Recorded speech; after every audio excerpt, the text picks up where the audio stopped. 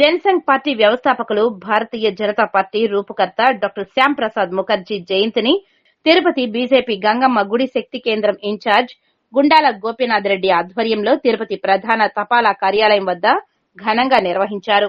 ఆయన చిత్రపటానికి పూలమాలలు వేసి ఘనంగా నివాళులు అర్పించారు. ఈ సందర్భంగా ముఖ్య అతిథులుగా విచ్చేసిన బీజేపీ సీనియర్ నాయకులు సుబ్రహ్మణ్యం యాదవ్ మాట్లాడుతూ డాక్టర్ శ్యామ్ ప్రసాద్ ముఖర్జీ ఉన్నత చదువులు చదివి ఎమ్మెల్యేగా, ఎంపీగా, కేంద్ర మంత్రిగా దేశ అభివృద్దిలో కీలక పాత్ర పోషించారని గుర్తు చేశారు.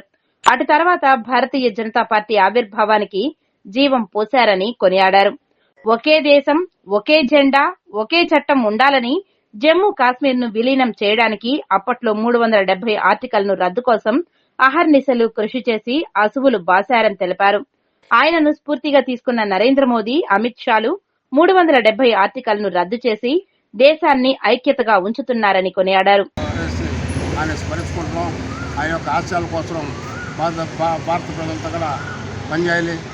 ఆయన ఈ దేశం కోసం ఒకే దేశం, ఒకే ప్రజ, ఒకే చట్టం కావాలని కోరుకున్న ఏకైక వ్యక్తి. అదేవిధంగా ఆయన కలకత్తా యూనివర్సిటీ వైస్ ఛాన్సలర్గా పనిచేయడం జరిగింది. అదేవిధంగా కేంద్రంలో మంత్రిగా పనిచేసి జనం కోసం ఎంతో ఉపయోగపడిన వ్యక్తి. ఆయన ఆశయాల కోసం మనం పనిచేయడం ఎంతో అవకాశం అనేది.